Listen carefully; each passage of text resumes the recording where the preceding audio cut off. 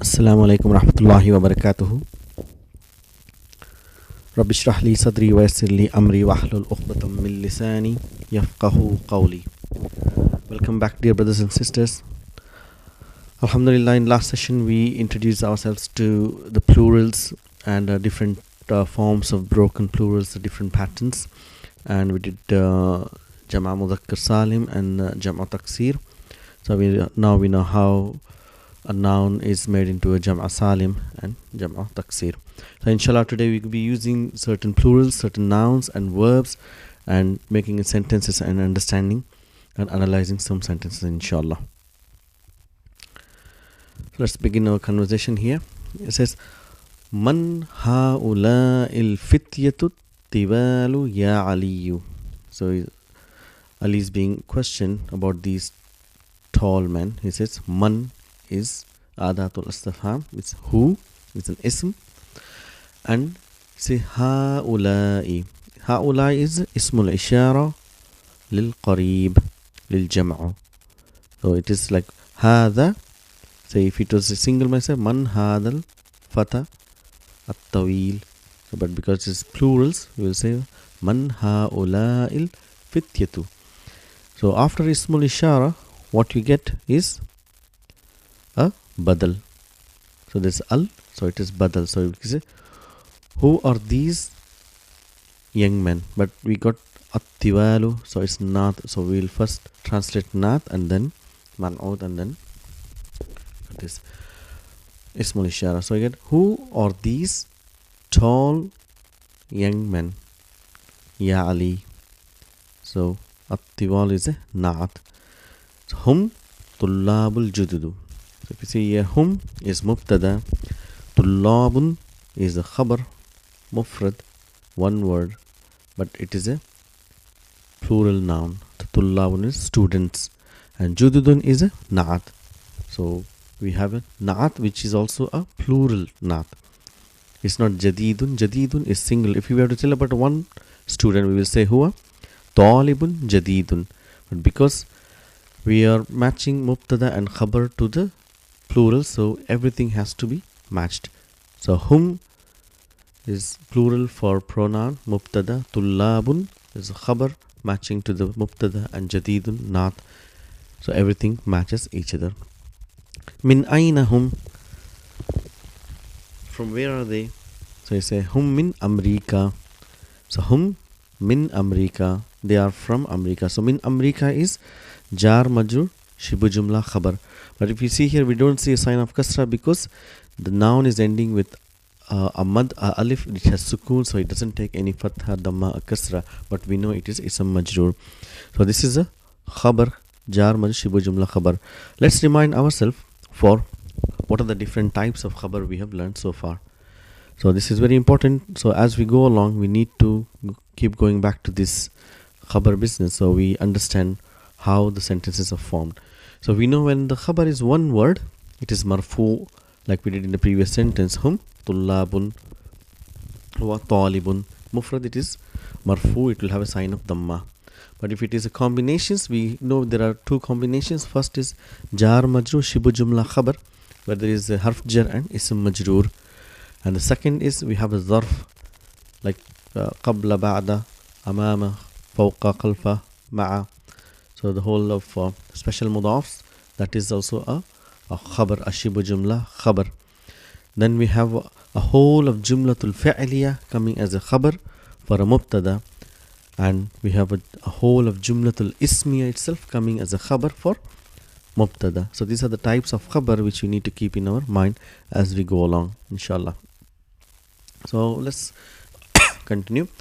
Ahum zumala'uka, are they? Zamilun is colleague, singular. So zumala'u, fu'ala'u, fuqara'u, that's the pattern. So zumala'u, ka we know is asking person in front of you. So are they your colleagues? So this is plural. So obviously we know when the question starts with a, harf istifham, always we know it is either na'am or la'a, la. So here we are telling na'am, yes. Hum zumala'i, hum fi fasli, They are my colleagues and they are in my class. So let's analyze here.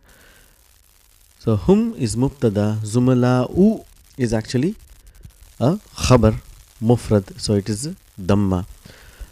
Now we have khabar wa huwa mudaf, and now it's becoming mudaf, and this is ya mutakallim. Because of this ya, zumala'u is pronounced as zumala'i. Ya turns into kasra. So but we know this is a damma. But if you see here, hum fi fasli, so if it is without ya, it is already having a kasra, and ya mutakallim is just prolonging it. Fi fasli is my class.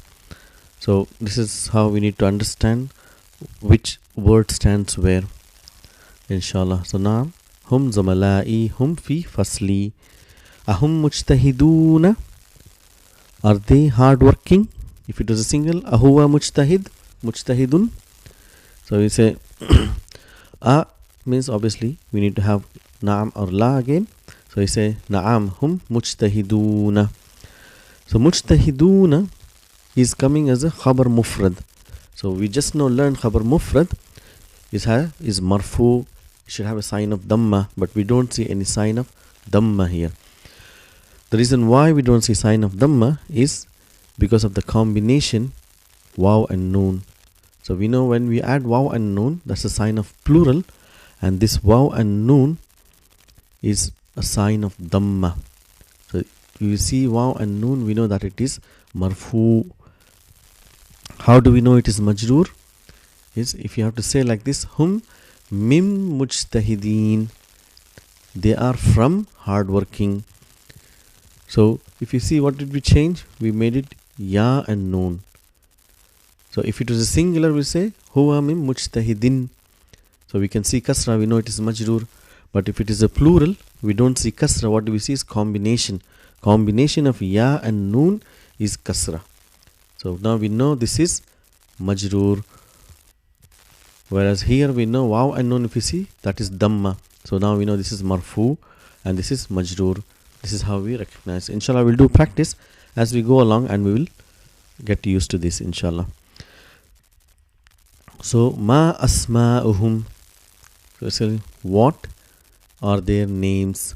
What are their names? Always we'll translate mudaf ilayhi and mudaf. Asma'uhum, their names. Yasin, which is a very beautiful sentence here, because we can see different types of marfu here. So we got Yasirun, marfu with damma, Zakariya. These are the names which ends with a mad. As we know, mad does not have any vowel sign, so it doesn't take any fatha, damma, kasra. But we know it is marfu because it is waw ataf. Zakariya is mawtufun ala Yasirun. Yasirun is rafa, so therefore Zakariya is also marfu. Wow, ataf again. Musa. Again, Musa is ending with alif maksura. So alif maksura doesn't take any vowel sign. Whether it is marfu, mansub or majroor, it will remain same. But we know that which word is marfu, which word is mansub, and when it is majroor. Here it is marfu because it is mawtufun ala Yasirun wa Abdullahi. So Abdullah is a combination of mudaf, mudaf ilayhi. Abdu, we see Abdu because it is mawtufun ala Yasirun wa huwa mudaf, and Allah is mudaf ilayhi. If this were mansub, we will say Yasiran wa Zakariya wa Musa wa Abdallahi. Abdallahi. If it was majroor, we will say Yasirin wa Zakariya wa Musa wa Abdillahi. Wa Abdillahi. So this is how we have to understand the different types of marfu signs and understand them.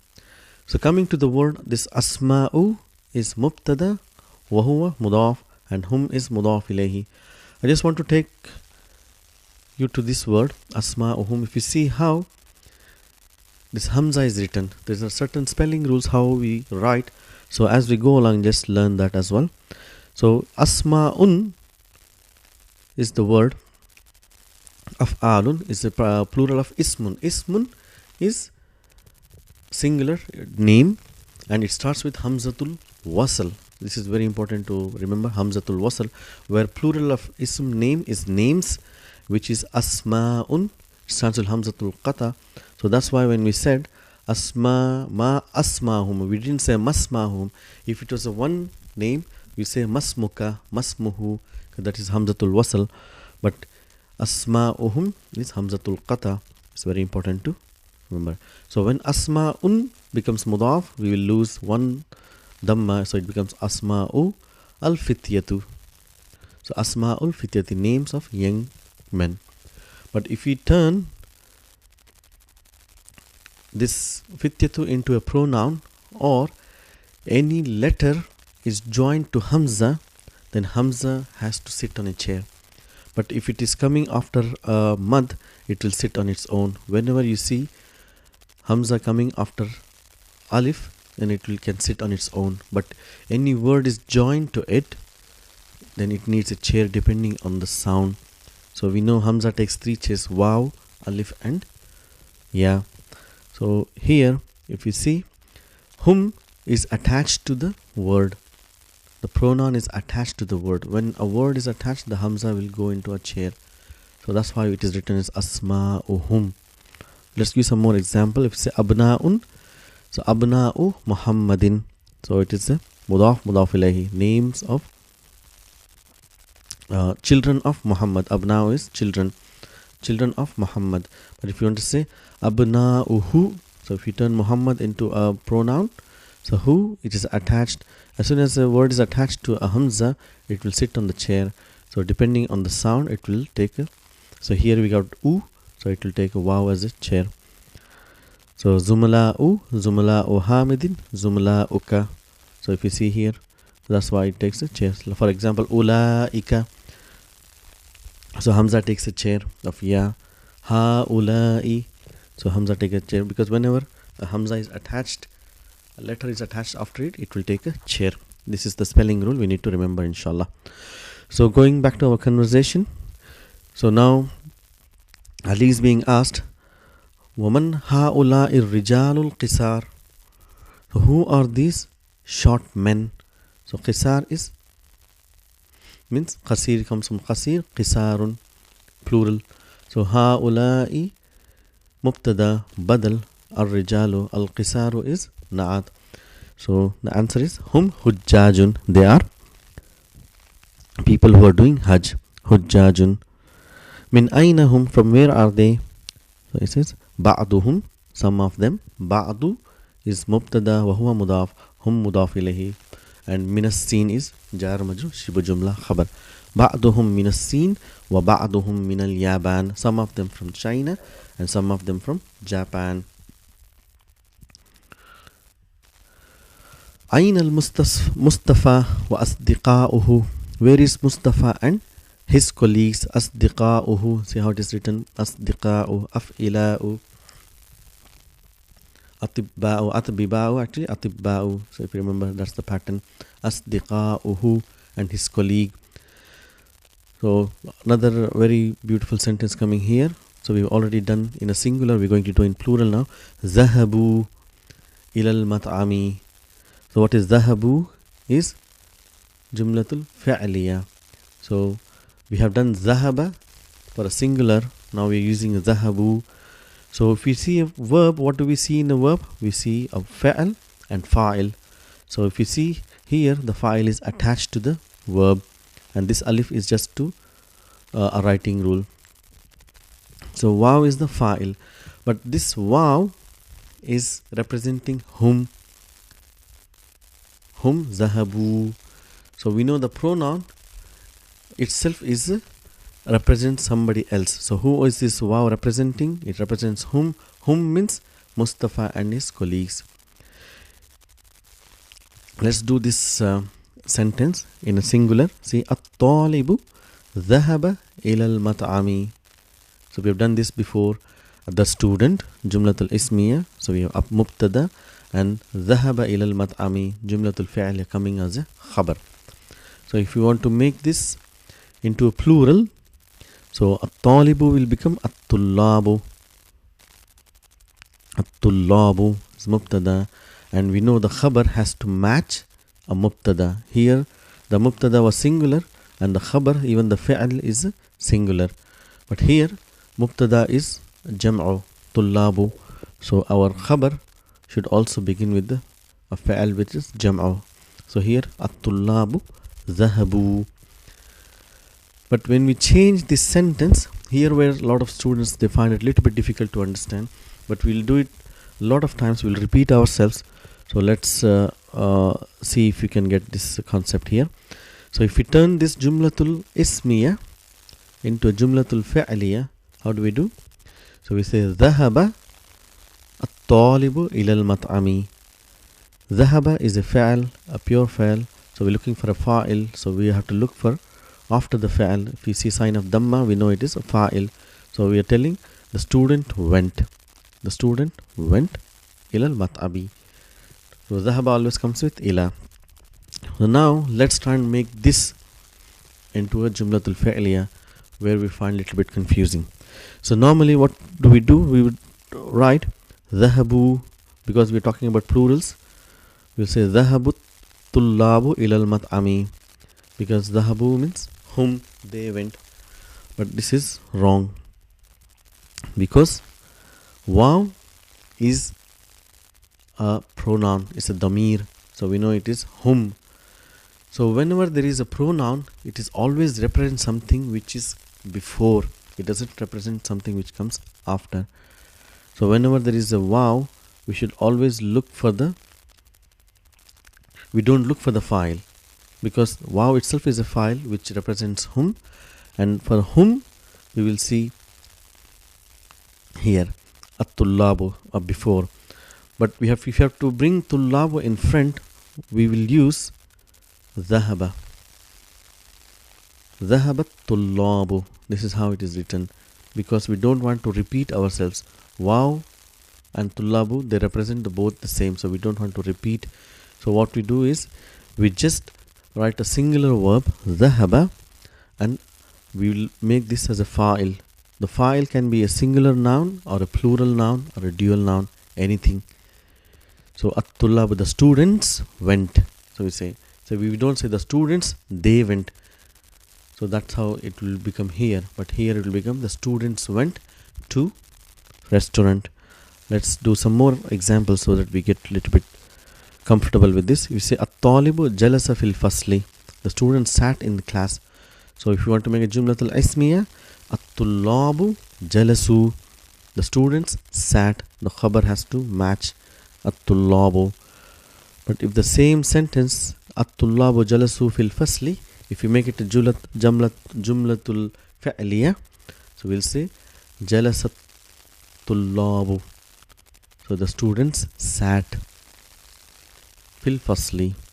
In English we translate both into same way. The students sat in class. But if you see now, it makes a lot of difference how it is written and how it is translated in Arabic. That's why it's important whether to know it is jumlatul ismiya, jumlatul fa'liya, fa'il, fa'il. How do we recognize and how do we write? So let's do another example, inshallah. Al-mudarrisu kharaja min al-madrasati. Kharaja min al-madrasati. So how do we make into plural? Al-mudarris will become al-mudarrisuna. Kharaja will become kharaju. They left. The teachers, they left min al-madrasati, from the school. But if you want to make this as a jumlatul fa'liya, we'll say kharajal mudarrisuna. So we know waw known is a sign of marfu. So that is the fa'il. Kharajal mudarris. The teachers went from min al-madrasati. So the last example, inshallah, for today. At-tajiru dhahaba ila suq. The businessman went to the shopping mall. So if you want to make it plural, tajiru will become tujjaru. At-tujjaru dhahabu. Jumlatul fi'liya coming as a khabar, so we have to match it. Dhahabu ila suqi. But if you want to write it in a jumlatul fi'liya, we'll say dhahabat tajiru. Dhahabat tujjaru. Dhahaba at-tujjaru ila suq. So this is how we use plurals and khabars and nouns and verbs, inshallah. So write and practice these conversations and these sentences, and we will repeat ourselves and we will get more comfortable, inshallah. Assalamu alaikum wa rahmatullahi wa barakatuh.